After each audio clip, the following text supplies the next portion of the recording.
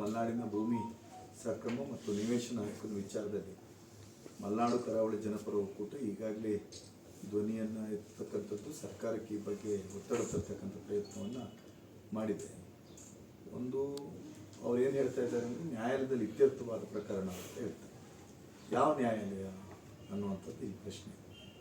ಯಾಕೆಂದರೆ ಅರಣ್ಯ ಒತ್ತುವರಿಯ ವಿಚಾರದಲ್ಲಿ ನ್ಯಾಯಾಲಯ ಅಂತಂದರೆ ಅವ್ರದ್ದೇ ಇಲಾಖಾ ನ್ಯಾಯಾಲಯಗಳೇ ತೀರ್ಪುಗಳನ್ನು ಕೊಟ್ಟಿದೆ. ಹೆಚ್ಚಿನ ತೀರ್ಪುಗಳನ್ನು ಜನರಿಗೆ ಬೆದರಿಕೆ ಹಾಕುವ ಮುಖೇನ, ಅವ್ರ ಹತ್ರ ಅಂಡರ್ಟೇಕಿಂಗ್ ಬರ್ಸ್ಕೊಳ್ಳುವ ಮುಖೇನ, ಅರಣ್ಯ ಇಲಾಖೆ ಮಾಡುವ ಮುಖೇನ 64 ಎಂಕ್ವೈರಿನ ಒಂದು ನೈಸರ್ಗಿಕ ನ್ಯಾಯವನ್ನು ಪರಿಪಾಲಿಸದೆ ಅವರು ಅದನ್ನು ಇತ್ಯರ್ಥ ಮಾಡಿದ್ದಾರೆ ಅನ್ನುವಂಥದ್ದು ಈವರೆಗೆ ನಡೆದಿರ್ತಕ್ಕಂಥ ವಿಚಾರ. ಮತ್ತು ಇದಕ್ಕೆ ಮುನ್ನ ನಮ್ಮ ಬೇಡಿಕೆ ಏನಿದೆ ಅಂತಂದರೆ, ಸೆಕ್ಷನ್ 17 ಆಗಿದೆ ಯಾವ ಜಾಗದಲ್ಲಿ ಅಂತಿದೆ, ಅಲ್ಲಿ ನೀವು ಒತ್ತುವರಿಯನ್ನು ತೆರವು ಮಾಡೋದಕ್ಕೆ ಅಥವಾ ಒತ್ತುವರಿಯನ್ನು ತೆರವು ಮಾಡಬಾರ್ದು ಅಂತ ಹೇಳೋದಕ್ಕೆ ನಮ್ಗೆ ಯಾವುದೇ ರೀತಿಯ ಕಾನೂನಾತ್ಮಕವಾದ ಅವಕಾಶ ಇಲ್ಲ. ಆದರೆ ಪ್ರಸ್ತಾಪಿತ ಮೀಸಲು ಅರಣ್ಯ ಏನಿದೆ ಸೆಕ್ಷನ್ 4, ಅಲ್ಲಿ ನಮ್ಮ ಅರಣ್ಯ ಇಲಾಖೆಗೆ ಸಂಪೂರ್ಣ ಹಕ್ಕು ಇನ್ನೂ ಕೊಟ್ಟಿಲ್ಲ. ಅಲ್ಲಿ ನಮ್ಗೆ ಇನ್ನೂ ಹಕ್ಕು ಇದೆ. ಯಾರು ಸಾಗೋಳಿದಾರ ಇದ್ದಾನೆ ಅಥವಾ ಯಾರು ಅಲ್ಲಿ ಮನೆಯನ್ನು ಕಟ್ಕೊಂಡಿದ್ದಾನೆ ಅವನಿಗೆ ಹಕ್ಕನ್ನು ಪ್ರತಿಪಾದಿಸ್ತಕ್ಕಂಥ ಅವಕಾಶ ಇನ್ನೂ ಇದೆ. ಫಾರೆಸ್ಟ್ ಸೆಟ್ಲ್ಮೆಂಟ್ ಆಗಲಿಲ್ಲ. ಬಿಫೋರ್ ಸೆಟ್ಲ್ಮೆಂಟೇ ನೀವು ಎಂಕ್ವೈರಿ ಆಗಿದೆ, ಮುಗಿಸಿದ್ದೀವಿ ಪ್ರಕರಣ ಅಂತೇಳಿ ತೆರವು ಮಾಡೋದಕ್ಕೆ ನಮ್ಮ ವಿರೋಧ ಇದೆ. ಇಲ್ಲಿ ನಾವು ಮುಖ್ಯವಾಗಿ ಗಮನಿಸ್ತಿರ್ತಕ್ಕಂಥ ವಿಚಾರ ಯಾವುದು ಅಂತಂದರೆ, ಅದು ಮಲೆನಾಡಿನಲ್ಲಿ ಇರ್ತಕ್ಕಂಥ ಶ್ರೀಸಾಮಾನ್ಯ ಕೃಷಿಕರ ಬಗ್ಗೆ ನಮ್ಮ ಅತೀವವಾದ ಗಮನವನ್ನು ಕೊಡಬೇಕು ಅಂತ ಯೋಚನೆ ಮಾಡ್ತಿರ್ತೀವಿ. ಸರ್ಕಾರ ಇವತ್ತು 25 ಎಕರೆ ಭೂಮಿಯನ್ನು ಲೀಸಿಗೆ ಕೊಡ್ತೀವಿ ಅಂತ ಹೇಳ್ತಾ ಇದೆ. 25 ಎಕರೆ ಭೂಮಿಯನ್ನು ಲೀಸಿಗೆ ಕೊಡೋ ಹೊತ್ತೊಳಗಡೆ ನೀವು ಬಿಫೋರ್ ಫಾರೆಸ್ಟ್ ಸೆಟ್ಲ್ಮೆಂಟ್ ನೀವು ನಮ್ಮನ್ನು ಎವಿಕ್ಟ್ ಮಾಡಿದ್ರೆ ನಮಗೆ ಲೀಸ್ ಕೊಡೋ ಪ್ರಶ್ನೆಯಲ್ಲಿ. ಸೊ ಯಾವುದು ಇವರು ಸೆಕ್ಷನ್ 4 ನೋಟಿಫಿಕೇಶನ್ ಆಗೋ ಮುಂಚೆ ನಮ್ಮ ಸಾಗೋಳಿ ಇತ್ತು, ಅದನ್ನು ಜಂಟಿ ಸರ್ವೆಗೆ ಸರ್ಕಾರ ಆದೇಶ ಮಾಡಿದೆ. ಜಂಟಿ ಸರ್ವೆಗೆ ಸರ್ಕಾರ ಆದೇಶ ಮಾಡಿದ ಮೇಲೆ ಜಂಟಿ ಸರ್ವೆಯ ಕಾರ್ಯವನ್ನು ನಿರ್ವಹಿಸಬೇಕಾದಂತಹ ಅಧಿಕಾರಿಗಳು ಕಚೇರಿಯಲ್ಲಿ ಕುಳಿತು ಹಳೆ ಮ್ಯಾಪಿನಂತೆಯೇ ಮತ್ತೆ ಮ್ಯಾಪನ್ನು ತಯಾರು ಮಾಡ್ತಕ್ಕಂಥ ಹುನ್ನಾರ ನಡೆದಿದೆ ಅನ್ನುವಂಥದ್ದು ನಮ್ಮ ಗಮನಕ್ಕೆ ಬರ್ತಾ ಇದೆ. ಇದು ಸರ್ಕಾರದ ಅಧಿಕಾರಿಗಳ ಒಂದು ಬಾರಿ ದೊಡ್ಡ ಬೇಜವಾಬ್ದಾರಿತನದ ವರ್ತನೆ. ಇದನ್ನು ನಾವು ಆಗ್ರಹಪಡಿಸ್ತಕ್ಕಂಥದ್ದು ಎಲ್ಲ ಜನಪ್ರತಿನಿಧಿಗಳು, ಮಾನ್ಯ ಶಾಸಕರು ಈ ವ್ಯಾಪ್ತಿಯಲ್ಲಿ ಬರ್ತಕ್ಕಂಥ, ಇದು ಬರೀ ಸಮಸ್ಯೆ ಶೃಂಗೇರಿ ಕ್ಷೇತ್ರದ ಸಮಸ್ಯೆ ಅಂತ ಯಾರು ತಿಳ್ಕೊಂಡ್ರೆ ಮೂರ್ಖತನ ಆಗುತ್ತೆ. ಇದು ಇಡೀ ರಾಜ್ಯದ ಸಮಸ್ಯೆ, ವಿಶೇಷವಾಗಿ ಮಲೆನಾಡು ಮತ್ತು ಕರಾವಳಿ ಭಾಗದ ಸಮಸ್ಯೆ. ಇಲ್ಲಿಯ ಎಲ್ಲ ಜನಪ್ರತಿನಿಧಿಗಳು, ಲೋಕಸಭಾ ಸದಸ್ಯರು ಇವರೆಲ್ಲ ಕೂತು ಜನರಿಗೆ ಧ್ವನಿಯಾಗಬೇಕು ಅನ್ನುವಂಥದ್ದು ಮಲೆನಾಡು ಕರಾವಳಿ ಜನಪರ ಒಕ್ಕೂಟದ ಹಿಂದಿನ ಆಗ್ರಹವೂ ಹೌದು, ಇಂದಿನ ಆಗ್ರಹವೂ ಹೌದು, ಮುಂದಿನ ಆಗ್ರಹವೂ ಸಹಿತ ನಮ್ಮದಾಗಿದೆ. ಮತ್ತು ನಾವು ಬೇಡಿಕೆಯನ್ನು ಸಲ್ಲಿಸಿದ್ದೀವಿ. ನೀವು ಫಾರೆಸ್ಟ್ ಸೆಟ್ಲ್ಮೆಂಟ್ ಮಾಡೋದ್ರೊಳಗಡೆ ಪ್ರತಿ ಗ್ರಾಮ ಪಂಚಾಯಿತಿಗೆ ಕನಿಷ್ಠ 10 ಎಕರೆ ಭೂಮಿಯನ್ನು ನಿವೇಶನ ರಹಿತರಿಗಾಗಿ ಮೀಸಲಿಡಬೇಕು ಅಂತ ಹೇಳಿದ್ದೇವೆ. ಫಾರಂ 50, 53, 57 ಅನ್ನು ಇನ್ನೂ ಕನ್ಸಿಡರೇಷನ್ಗೆ ತಗೊಂಡಿಲ್ಲ. 50, 53 ಆಲ್ರೆಡಿ ಇತ್ಯರ್ಥ ಆಗದೇ ಇರತಕ್ಕಂಥ ಪ್ರಕರಣಗಳಿವೆ. ಅದ್ರ ಮೇಲೆ AC, DC ಮೇಲ್ಮನವಿ ಹೋಗಿರ್ತಕ್ಕಂಥ ಪ್ರಕರಣಗಳಿವೆ. ಇವನ್ನೆಲ್ಲ ಕ್ರೋಢೀಕರಣ ಮಾಡಿಕೊಂಡ ನಂತರವೇ ಇವರು ಒತ್ತುವರಿಯ ವಿಚಾರದ ತೆರವಿಗೆ ಹೋಗಬೇಕು. ಆದರೆ ಇದು ಯಾಕೆ ಇಗ್ನೈಟ್ ಆಯಿತು ಅಂತಂದರೆ ಸಂದರ್ಭವನ್ನು ನಾವು ನೋಡ್ಬೋದು. ಅದೇನು ಸಂದರ್ಭ ಅಂತಂದರೆ, ಅದು ಈಗ ಏನು ವಯನಾಡಲ್ಲಿ ನಡೆದಿರ್ತಕ್ಕಂಥ ಭೂಕುಸಿತ, ಉತ್ತರ ಕನ್ನಡ ಜಿಲ್ಲೆಯ ಶಿರೂರಿನಲ್ಲಿ ಆಗಿರ್ತಕ್ಕಂಥ ಭೂಕುಸಿತದ ನೆವವನ್ನು ಇಟ್ಟುಕೊಂಡು ಮಾಡ್ತಿದ್ದೀವಿ. ವಯನಾಡಲ್ಲಿ ನಡೆದಿರ್ತಕ್ಕಂಥ ಭೂಕುಸಿತಕ್ಕೆ ಅದೊಂದು ವಿಸ್ಮೇಜರ್ ಆ್ಯಕ್ಟ್. ಅದು ಮಾನವ ನಿರ್ಮಿತ ವಿಕೋಪ ಅಲ್ಲ. ಅದು ಕಂಡು ಕೇಳರಿಯದ ರೀತಿಯಲ್ಲಿ ಸುಮಾರು 24 ಇಂಚು ಮಳೆ 12 ಗಂಟೆ ಅವಧಿಯಲ್ಲಿ ಹೊಡೆದಿದೆ. ನಿನ್ನೆ ಈಗ ಎಕ್ಸ್ಪರ್ಟ್ಸ್ಗಳು ರಿಪೋರ್ಟ್ ಕೊಟ್ಟಿದೆ. ಮಳೆ ಕಾರಣ, ಅತಿಯಾದ ಮಳೆ ಕಾರಣ ಅನ್ನುವಂಥದ್ದು. ಅದ್ರ ಬಿಂಬಿತ ಹೇಗಾಗ್ತಿದೆ? ಬಿಲ್ಡಿಂಗ್ ಕಟ್ಟಿದೆ, ಅಲ್ಲಿರ್ತಕ್ಕಂಥ ಶಾಲೆ ಕೊಚ್ಕೊಂಡು ಹೋಗಿದೆ. ಆ ಶಾಲೆ ನಿರ್ಮಾಣ ಆಗಿದೆ ಆವಾಗ 60 ವರ್ಷಗಳ ಹಿಂದೆ. ಅಲ್ಲಿರ್ತಕ್ಕಂಥ ಏನು ಟೀ ಎಸ್ಟೇಟ್ ಇರೋದು ಎಷ್ಟು ವರ್ಷದಿಂದ? 100 ವರ್ಷಗಳಿಂದ ಇರ್ತಕ್ಕಂಥ ಟೀ ಎಸ್ಟೇಟ್.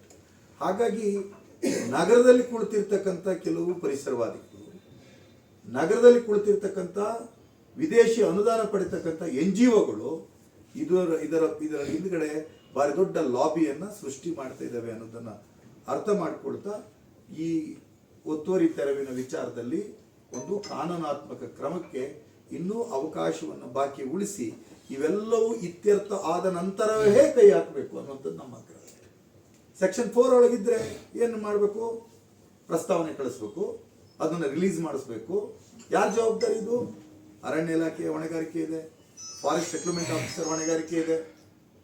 ಆದ್ರಿಂದ ಮಲೆನಾಡು ಕರಾವಳಿ ಜನಪರ ಒಕ್ಕೂಟ ಹೇಳ್ತಾ ಇದೆ, ಫಾರೆಸ್ಟ್ ಸೆಟ್ಲ್ಮೆಂಟ್ ಆಫೀಸರ್ ಕಚೇರಿ ಕಡೂರಲ್ಲ ಇರಬೇಕಾದ್ದು, ಅದು ಕೊಪ್ಪದಲ್ಲಿ ಇರಬೇಕು, ಇಲ್ಲ ಬಾಳೆಹನ್ನೂರಲ್ಲಿ ಇರಬೇಕು. ಈ ಭಾಗದಲ್ಲಿ ಕೊಡಿ, ನೀವು ಕಡೂರಲ್ಲಿ ಯಾಕೆ ತಗೊಂಡೋಗಿದ್ದೀರಿ? ಇದು ಹಿಂದಿನಿಂದಲೂ ಬೇಡಿಕೆ ಇದೆ, ಈಗಲೂ ಆ ಬೇಡಿಕೆಯನ್ನು ಇನ್ನಷ್ಟು ಶಿಸ್ತುಬದ್ಧವಾಗಿ ಮಂಡಿಸ್ತಕ್ಕಂಥ ಪ್ರಯತ್ನ ಮಾಡ್ತಾರೆ. ವಿಶೇಷವಾಗಿ ಈ ಸಮಸ್ಯೆ ಗಮನಕ್ಕೆ ಬಂದ ಮೇಲೆ ನಮ್ಮ ಅನಿಲ್ ಹೊಸಕೊಪ್ಪ ಅವರು ಮತ್ತು ಅವರೆಲ್ಲ ಸ್ನೇಹಿತರುಗಳು ನಮ್ಮ ಉಸ್ತುವಾರಿ ಸಚಿವರಾದಂಥ ಜಾರ್ಜ್ ಅವರು ಸಮಕ್ಷಮ, ನಮ್ಮ ಕ್ಷೇತ್ರದ ಶಾಸಕರಾದಂಥ ರಾಜೇಗೌಡರ ಸಮಕ್ಷಮ ಅರಣ್ಯ ಸಚಿವರನ್ನು ಭೇಟಿಯಾಗಿ ಇಲ್ಲಿಯ ಸಮಸ್ಯೆಗಳ ಮತ್ತೊಂದು ರೂಪವನ್ನು ಅವರಿಗೆ ಗಮನ ತರ್ತಕ್ಕಂಥ ಪ್ರಯತ್ನವನ್ನು ಮಾಡಿದ್ದಾರೆ. ಸೊ ಆ ಎಲ್ಲ ಪ್ರಯತ್ನ ಆದಾಗ ಅವ್ರು ಏನು ಹೇಳ್ತಾ ಇದ್ದಾರೆ ಈಗ ಅಂತಂದರೆ, ನಾವು ಸಣ್ಣ ಒತ್ತುವರಿಗಳನ್ನು ಮುಟ್ಟೋದಿಲ್ಲ ಅನ್ನುವಂಥದ್ದು. ಆದರೆ ಈಗ ಸಣ್ಣ ಒತ್ತುವರಿ ಅನ್ನುವಂಥ ಅವ್ರ ವ್ಯಾಖ್ಯಾನ ಇದೆಯಲ್ಲ, ಅದನ್ನು ನಾವು ಅಷ್ಟು ಸುಲಭಕ್ಕೆ ಬಿಡೋಂಗಿಲ್ಲ. ನಾವು ನಮ್ಮ ಒತ್ತುವರಿಯ ಮಿತಿಯನ್ನು ಅವ್ರು ನಿರ್ಧಾರ ಮಾಡೋಕ್ಕಾಗಲ್ಲ. ಮಲೆನಾಡಿನ ಜನಪರಿಸರ ಏನಿದೆ, ಇಲ್ಲಿ 5 ಎಕರೆ ಸಣ್ಣ ಗುರು ಅಂತ ಹೇಳೋದು, 10 ಎಕರೆ ಅಂತ ಹೇಳೋದು. ಒಬ್ಬ ಕಾಫಿ ಬೆಳೆಗಾರ ಇದ್ದರೆ ಕನಿಷ್ಠ ಪಕ್ಷ 10 ಎಕರೆ ಭೂಮಿಯನ್ನು ಅವನಿಗೆ ಒಂದು ಕೃಷಿ ಸಾಗುವಳಿಗೆ ಕೊಡಬೇಕಾಗ್ತದೆ. ಕೃಷಿ ಇದ್ದರೆ, ಅಡಿಕೆ ಕೃಷಿ ಇದ್ದಂತಂದರೆ ಕನಿಷ್ಠ ಒಂದು 5 ಎಕರೆ ಅಂತ ಗಮನಿಸಬೇಕಾಗತ್ತೆ.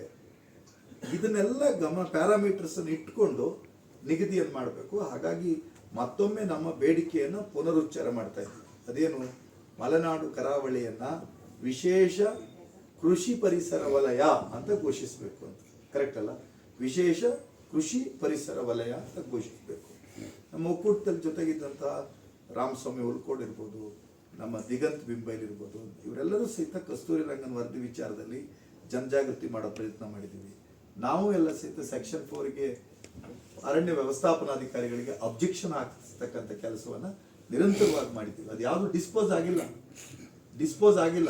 ಡಿಸ್ಪೋಸ್ ಆಗೋ ಮುಂಚೆನೇ ಇದನ್ನ ಯಾವುದನ್ನು ಕೈ ಹಾಕಬಾರ್ದು. ಫಾರೆಸ್ಟ್ ಸೆಟ್ಲ್ಮೆಂಟ್ ಆಗಿಲ್ಲ. ಸೆಕ್ಷನ್ 17ನಲ್ಲಿ ಏನು ಒತ್ತುವರಿ ಇದ್ದರೆ ಅದಕ್ಕೆ ನಾವು ಯಾರು ಅಡ್ಡಗಾಲನ್ನು ಹಾಕಲಿಕ್ಕೆ ಹೋಗೋದು. ಸೆಕ್ಷನ್ 17 ಹೊರತುಪಡಿಸಿದ ಯಾವುದೇ ಪ್ರಕ್ರಿಯೆಗೆ ಒಳಪಟ್ಟಿರ್ತಕ್ಕಂಥ ಭೂಮಿಯಲ್ಲಿರ್ತಕ್ಕಂಥ ಒತ್ತುವರಿದಾರರನ್ನ ಎತ್ತಂಗಡಿ ಮಾಡಬಾರ್ದು, ಅವನ ಕೃಷಿಯನ್ನು ಕಡಿಬಾರ್ದು, ನಾಶ ಮಾಡಬಾರ್ದು, ಅವನು ವಾಸಿಸ್ತಾ ಇದ್ರೆ ಅದಕ್ಕೆ ತೊಂದರೆಯನ್ನು ಮಾಡಬಾರ್ದು ಅನ್ನುವಂತಹ ಆಗ್ರಹವನ್ನು ಮಾಡ್ತಾ ನಮ್ಮ ಕೆಲವು ಗೆಳೆಯರು ನಾಡ್ದು 17ನೇ ತಾರೀಕು ಒಂದು ಪ್ರತಿಭಟನೆಯನ್ನು ಕೈಗೆತ್ತಿಕೊಂಡಿದ್ದಾರೆ. ಯಾವತ್ತು ಅನಿಲ್ ಹೊಸಕೊಪ್ಪ ಹೇಳಿದಂಗೆ ಸಮಾಜದಲ್ಲಿ ಹೋರಾಟ, ಪ್ರತಿಭಟನೆಗಳು ಜೀವಂತವಾಗಿರಬೇಕು. ರೈತರ ಪರವಾಗಿ, ಬಡವರ ಪರವಾಗಿ ಧ್ವನಿ ಎತ್ತದಾಗ ಅಥವಾ ಬಂದ್ ಮಾಡಬೇಕು ಅಂತ ಹೋದಾಗ ಬಂದ್ ಮಾಡಬೇಡಿ ಅಂತ ಹೇಳಿ ಇನ್ನೊಂದು ಒತ್ತಡವನ್ನು ಹಾಕ್ತಕ್ಕಂಥ ಕ್ರಮ ನಾವು ಹಿಂದೆಯೂ ಒಪ್ಪಿಲ್ಲ, ಇವತ್ತಿಗೂ ಒಪ್ಪಲ್ಲ, ಮುಂದೆಯೂ ಒಪ್ಪಲ್ಲ. ನಮ್ಮ ವಿಷಯವಾಗಿ ಸ್ಪಷ್ಟವಾಗಿದೆ. ಅದೇನು ಅಂತಂದರೆ, ನಾಡ್ದಿನ ಚಳುವಳಿಯನ್ನು ಕರೆ ಕೊಟ್ಟಿದ್ದಾರೆ ಗೆಳೆಯರು. ಅವರು ನಮ್ಮ ಗೆಳೆಯರು. ಆ ಗೆಳೆಯರು ಏನು ಚಳುವಳಿಯನ್ನು, ಹೋರಾಟವನ್ನು ಅಥವಾ ಪ್ರತಿಭಟನೆಯನ್ನು ಕರೆ ಕೊಟ್ಟಿದ್ದಾರೆ, ಅದಕ್ಕೆ ನಾವು ಮಲೆನಾಡು ಕರಾವಳಿ ಜನಪರ ಒಕ್ಕೂಟದಿಂದಲೂ ಸಹಿತ ನಾವು ಅದಕ್ಕೆ ಬೆಂಬಲವನ್ನು ಕೊಡ್ತೇವೆ. ಆ ಹೋರಾಟಕ್ಕೆ ಬೆಂಬಲವನ್ನು ಕೊಡ್ತೇವೆ. ಇದರಲ್ಲಿ ಯಾವುದೇ ರೀತಿಯಾದಂತಹ ಗೊಂದಲಗಳು ಇರக்கூಡದು ಮತ್ತು ಇದಕ್ಕೆ ಎಲ್ಲ ರಾಜಕೀಯ ಪಕ್ಷಗಳನ್ನು ಸಹಿತ ಒಟ್ಟಾಗಿ ತೆಗೆದುಕೊಂಡು ಹೋಗಬೇಕು. ಯಾಕಂದರೆ ರಾಜಕೀಯ ಪಕ್ಷಗಳ ನೇತಾರರ ಸಹಕಾರಗಳಿಲ್ಲದೆ ಇವೆಲ್ಲ ಆಗೋದಿಲ್ಲ. ಅದರಿಂದ ಎಲ್ಲರನ್ನು ಒಟ್ಟಾಗಿ ತೆಗೆದುಕೊಂಡೋಗಿ ಇದನ್ನು ಒಂದು ಜನಪರ ಹೋರಾಟದ ರೀತಿಯಲ್ಲೇ ಇದನ್ನು ಮಾಡಬೇಕು ಅನ್ನುವಂಥ ಹಕ್ಕೊತ್ತಾಯ ನಮ್ಮದಿದೆ. ಆದ್ದರಿಂದ ಕಸ್ತೂರಿ ರಂಗನ್ ವರದಿಯ ಬಗ್ಗೆ ಮಿನಿಸ್ಟ್ರು ಮೇಡ್ ಇಟ್ ಕ್ಲಿಯರ್. ಏನು ಕಮಿಟಿ ಕಳಿಸಿದ್ವಿ, ಅದು ಹಳ್ಳಿಗಳನ್ನು ಪ್ರವೇಶ ಮಾಡಲಿಲ್ಲ ಅನ್ನೋದು ಅವ್ರ ಗಮನಕ್ಕೆ ಬಂದಿದೆ ಅಂತ. ಆದರೆ ಒಂದು ವಿಶೇಷ ಏನು ಅಂತಂದರೆ, ನಾವು ಶೃಂಗೇರಿ ಕ್ಷೇತ್ರದಲ್ಲಿ ಕೊಪ್ಪ ತಾಲೂಕಿನಲ್ಲಿ ಪ್ರತಿ ಗ್ರಾಮ ಪಂಚಾಯಿತಿಯಿಂದ ಕಸ್ತೂರಿ ರಂಗನ್ ವರದಿಯ ವಿಚಾರದಲ್ಲಿ ವಿರೋಧವನ್ನು ಮಾಡಿ ನಿರ್ಣಯವನ್ನು ಮಾಡಿಸಿದ್ದೇವೆ. ಸೊ ಆ ಗ್ರಾಮ ಪಂಚಾಯಿತಿ ನಿರ್ಣಯವನ್ನು ಹೋಲ್ಡ್ಸ್ ಗುಡ್. ಆದ್ದರಿಂದ ಕಸ್ತೂರಿ ರಂಗನ್ ವರದಿಯನ್ನು ಈಗ ಯಥಾ ರೀತಿಯಲ್ಲಿ ಜಾರಿ ಮಾಡ್ತಕ್ಕಂಥದ್ದು ಮಲೆನಾಡಿನ ಜೀವ ಪರಿಸರ, ಮನುಷ್ಯ ಬದುಕಿಗೆ, ಕೃಷಿ ಬದುಕಿಗೆ, ಮಲೆನಾಡಿನ ಭವಿಷ್ಯಕ್ಕೆ ಮಾರಕ ಆಗ್ಬೋದು ಅನ್ನೋದನ್ನು ಹೇಳ್ತಾ, ಸರ್ಕಾರಗಳು ಕೈಗೊಳ್ತಕ್ಕಂಥ ಅವೈಜ್ಞಾನಿಕ ಕಾಮಗಾರಿಗಳು, ಅಧಿಕಾರಿಗಳು ಕೈಗೊಳ್ತಕ್ಕಂಥ ಅವೈಜ್ಞಾನಿಕ ಕಾಮಗಾರಿಗಳ ಕಾರಣದಿಂದ ಶಿರೂರಿನಲ್ಲಿ ಗುಡ್ಡು ಕುಸಿತ ಆಗಿದೆ. ಇಲ್ಲಿ ಏನು ಕೆಲವು ಕಡೆ ಭೂಕುಸಿತಗಳ ಯಾವುದರಿಂದ? ಮಳೆಗಾಲದಲ್ಲಿ ಅದೇನೋ ಜಲ್ ಜೀವನ್ ಮಿಷನ್ ಇಂದು ಪೈಪ್ಲೈನ್ ತೆಗಿತೀವಿ ಅಂತಂದ್ರೆ, ರಸ್ತೆ ಪಕ್ಕ ವಿಸ್ತರಣೆ ಮಾಡಬೇಕು ಅಂತ ಆದಾಗ ಅಧಿಕಾರಿಗಳಿಗೆ ಪ್ರಜ್ಞೆ ಬೇಡವಾ? ಅದನ್ನ ಈಗ ನೆಟ್ ಕಡ್ದು ಇಳಿಸಿಬಿಟ್ರೆ ಹೇಗೆ ಮಣ್ಣಿರುತ್ತೆ? OFC ಕೇಬಲ್ಗಳನ್ನ ಅಕಾಲದಲ್ಲಿ ಇನ್ಸ್ಟಾಲ್ ಮಾಡ್ತಕ್ಕಂಥದ್ದು. ಇದರ ಬಗ್ಗೆ ಒಂದು ಸ್ಪಷ್ಟ ನೀತಿಯನ್ನ ರೂಪಿಸೋದಕ್ಕೆ ಇದು ಸಕಾಲ. ಹಾಗಾಗಿ ಎಲ್ಲರೂ ಒಟ್ಟಿಗೆ ಕೂತು ಚರ್ಚೆ ಮಾಡಬೇಕು. ಎಲ್ಲರೂ ಒಟ್ಟಾಗಿ ಮಲೆನಾಡಿನ ಜನರನ್ನ ಬದುಕನ್ನು ಉಳಿಸೋದಕ್ಕೆ ಎಲ್ಲರೂ ಸಹಿತ ಧ್ವನಿಯಾಗಬೇಕು. ಮತ್ತು ಇದು ಯಾವಾಗಲಿನ ಬೇಡಿಕೆ ಇದೆ.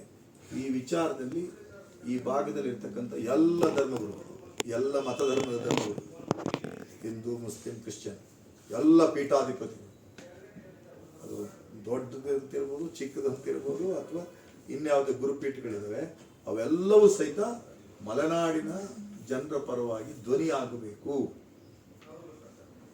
ಚರ್ಚ್ ಫಾದರ್ಗಳಿರ್ಬೋದು, ಮೌಲ್ವಿಗಳಿರ್ಬೋದು, ಇವರೆಲ್ಲರೂ ಸಹಿತ ಈ ವಿಚಾರದಲ್ಲಿ ಧ್ವನಿ ಆಗಬೇಕು ಅನ್ನುವಂಥದ್ದನ್ನು ನಾವು ಗಟ್ಟಿಯಾಗಿ ಆಗ್ರಹಿಸ್ತೇವೆ. ಹಾಗಾಗಿ ನಾಳೆ 17ನೇ ತಾರೀಕಿನ ಹೋರಾಟ ಏನಿದೆ, ನಮ್ಮ ಗೆಳೆಯರು ಕರೆ ಕೊಟ್ಟಿರ್ತಕ್ಕಂಥ ಹೋರಾಟ ಏನಿದೆ, ಆ ಹೋರಾಟದಲ್ಲಿ ನಾವೆಲ್ಲರೂ ಸಹಿತ ಸಕ್ರಿಯವಾಗಿ ಕ್ರಿಯಾಶೀಲವಾಗಿ ಭಾಗವಹಿಸ್ತೀವಿ. ಇದು ಮಲೆನಾಡಿನ ಹೋರಾಟ ಅಂತ ಆಗಬೇಕು ಅನ್ನುವಂಥದ್ದು. ಮತ್ತು ಯಾರಿಗೆ ಕೈ ಮುಗಿದು ವಿನಂತಿ ಮಾಡ್ತೀನಿ, ಅವತ್ತು ಅವರು ಬಂದಿಗೆ ಕರೆ ಕೊಟ್ಟಿದ್ದಾರೆ, ಶಾಂತಿಯುತವಾದ ಬಂದ್ ಆಚರಣೆಗೆ ಎಲ್ಲರೂ ಸಹಕಾರವನ್ನು ಕೊಡಬೇಕು ಅಂತ.